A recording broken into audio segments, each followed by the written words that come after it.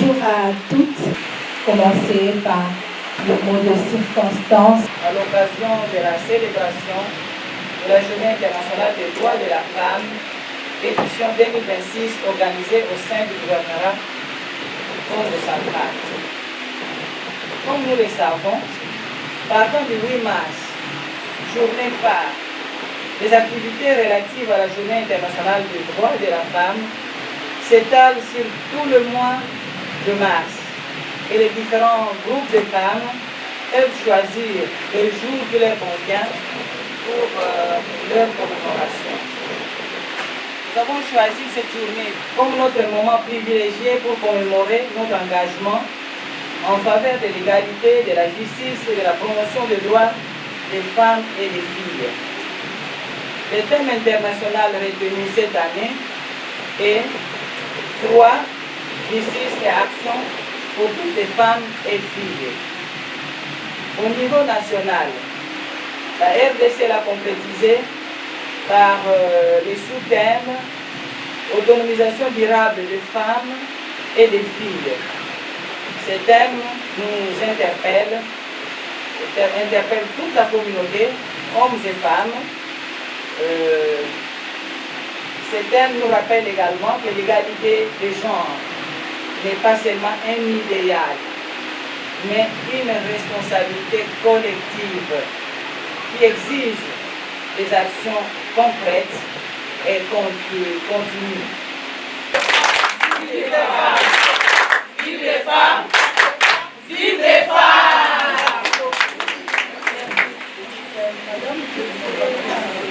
Pourquoi nous avons choisi ces thèmes? Tout simplement parce que nous célébrons de notre manière la journée du 8 mars. Et puisque tout le mois de mars est dédié à la femme, Madame le directeur de cabinet a choisi une journée, comme nous l'avions fait l'année passée, de pouvoir célébrer ces mois, et voilà. Et donc, ces femmes qui sont célébrées, c'est vous et nous. Toutes celles qui sont présentes et celles qui n'est pas présente mais qui travaillent au gouvernorat, c'est cette femme qui est célébrée.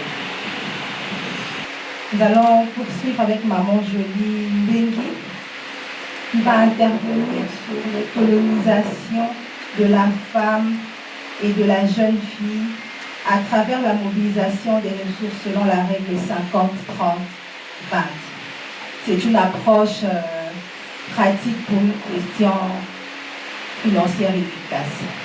Maman Jolie, je vous laisse.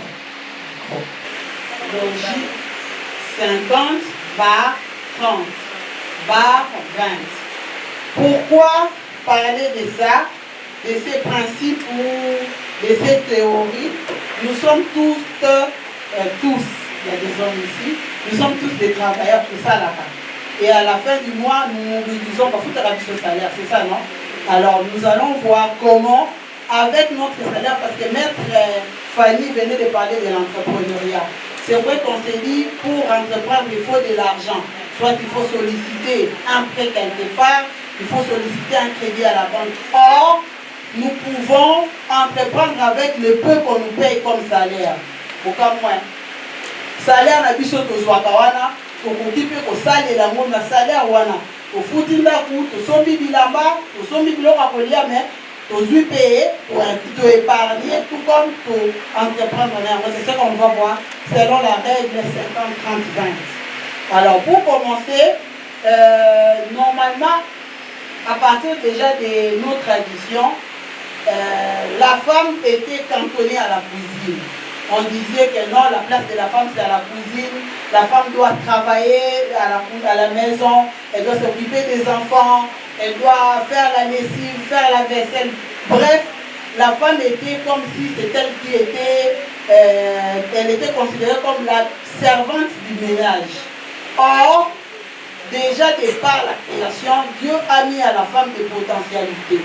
Alors, la femme déjà, à la différence de l'homme, quand l'homme a l'argent, qu'est-ce qu'il fait? Moi, on va aller sur la zone bongo, et là, on va négocier Zarali. Master, pourquoi tu as la chaudron, vrai ou faux? Quand l'homme a l'argent, c'est quoi? Donc, tant qu'il y a des bois bière, tant qu'il y a de la bière, donc je ne sais pas si c'est gênant. C'est vrai, hein? Souvent c'est ça. Mais quand la femme a l'argent, qu'est-ce qu'elle fait? Ah, banana, mon bilamba, banane, maman m'a pas ça, à Fumola, à Ballon, on a dit la maman va chez lui. C'est pas ça. Quand la femme a l'argent, ah, l'osso, la monnaie, l'osso, il faut la bâtisse, il faut dans son massif, il faut. Donc la femme, en fait, a ses pensées tournées vers les ménages. Et, premièrement, c'est sensibiliser les femmes que nous sommes et les filles à comment gérer notre revenu ou notre budget. Deuxièmement, notre échange d'aujourd'hui, ce sera pour susciter en nous le goût d'épargner ou encore le goût d'investir nos revenus à l'entrepreneuriat ou aux activités génératrices de revenus. Vous avez dit que parce que non, ici c'est tout le monde qui peut pratiquer ça. Deuxième avantage, c'est quoi? Ça nous permet de repérer les dépenses. Par exemple, na loisir, son dîner au salaire, au salaire, au sommet de l'autre côté, au salaire, au salaire, même pas envie ou désir na côté. Vous verrez que au tigali na mwambongo, au kipozwa, au kondisi lisusu na corps, tout comme au kipe kozwango, au bakisi ba charge mususu, tout comme au kozwango, au épargne, au bon bien. Enfin, le docteur Jonas Landou va nous parler de l'intérêt des examens médicaux. En faisant des examens médicaux prénuptiaux, les couples se mettent en confiance. Les couples traduisent et mettent en branle toutes les vicissitudes, tout ce qui est problème qui risque d'entraver leur progéniture, les enfants qui seront ici de cette union et leur propre santé, l'homme et la femme. Et vous vous mettez en confiance dès lors que les examens sont concluants, que d'aucun dans les couples n'a un problème. Un certain nombre d'examens que l'on soumet à un ménage ou à un couple qui s'engage pour le mariage. Les premiers examens que vous allez devoir faire pour ceux qui ne sont pas encore mariés, ne soyez pas rabibochés par votre gourme, que non, c'est la beauté qui vous envole, non, non. Parce que vous devez être ensemble, vous devez avoir des enfants, et il faut prendre toutes les précautions. Le premier examen, vous allez devoir, à titre exemplatif, nous n'avons que 4 groupes sanguins. Il n'y en a pas 5, il n'y en a pas 6. Nous en avons 4. Nous avons le groupe sanguin A, nous avons le groupe sanguin B, nous avons le groupe sanguin AB et le groupe sanguin O. Il y en a 4. Et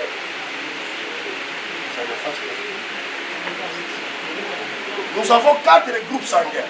Il y a le groupe sanguin A, il y a le groupe sanguin B, il y a le groupe sanguin AB et le groupe sanguin O. Les groupes sanguins ne posent aucun problème au couple de pouvoir s'unir. Mais le problème intervient au niveau de récisse. Je vais expliquer. Le problème, c'est au niveau de récisse. L'homme n'est pas porteur de la grossesse. N'est pas porteur de la grossesse. C'est la femme qui porte la grossesse. Et dès lors que la femme a un récisse négatif, la femme a un récisse négatif, vous n'aurez que peut-être le tout premier enfant. La suite des couches des enfants qui viendront vont commencer à mourir. Parce que le fœtus que porte la mère considère ces récifs négatifs comme étant étrangers, un non-soi. Et ça va constituer un problème pour le développement des fœtus et éventuellement le milieu sera non-soi. Et c'est un fœtus qui sera voué à sortir. Et c'est là que l'interprétation viendra.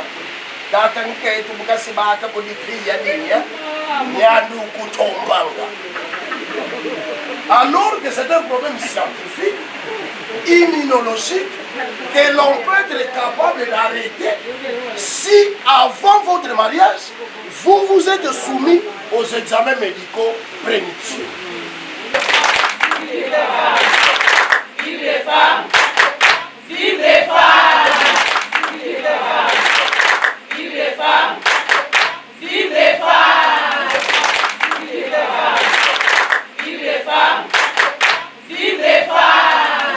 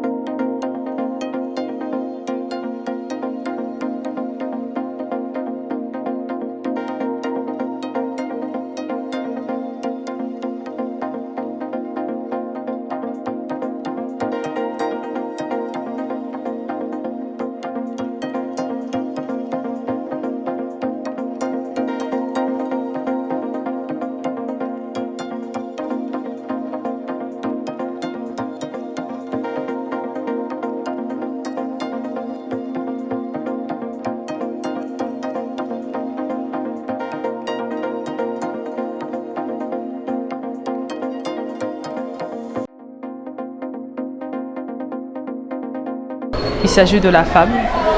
La femme ne peut pas se réunir pour prendre du jus, porter le pagne, mais la femme doit communiquer. Ça a été en fait une journée de réflexion où la femme devrait écouter ce dont elle a toujours ignoré, parce que la République démocratique du Congo a ratifié bon nombre de lois et la constitution, notre constitution du 18 février 2006, révisée en 2011, a prévu à son article 12 et 14 sur tout Congolais sont égaux devant la loi, et la loi a permis à ce qu'il y ait parité hommes et femmes.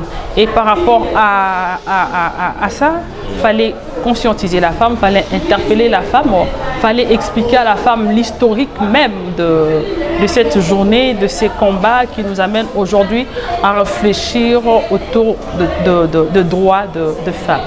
Les thèmes que nous avons exploités, c'est femmes, droits et opportunités professionnelles et d'affaires en RDC.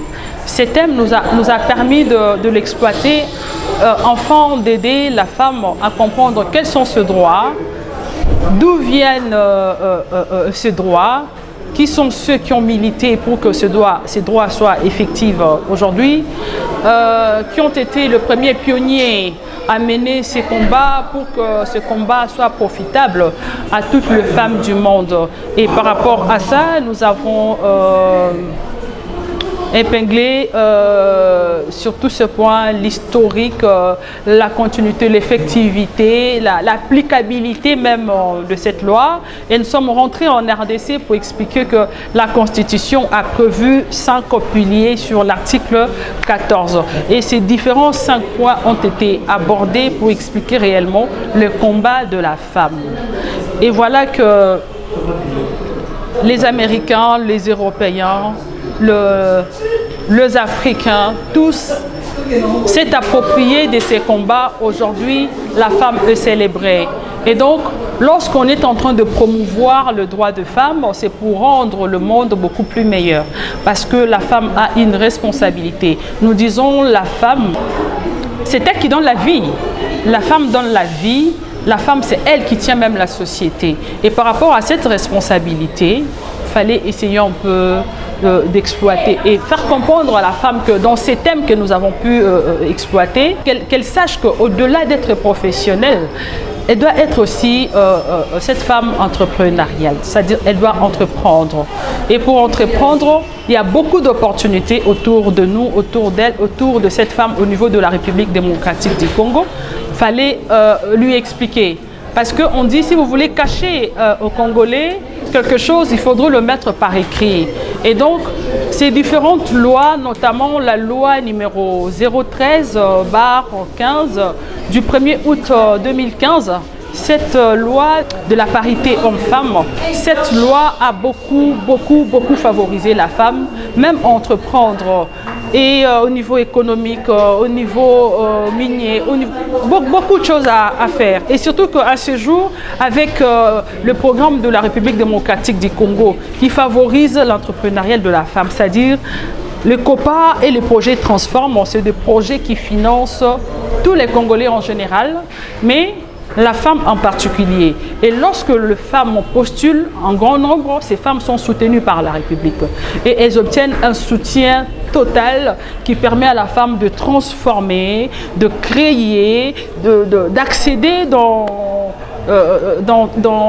toutes les zones pour essayer un peu d'apporter un plus dans nos familles. Voilà un peu.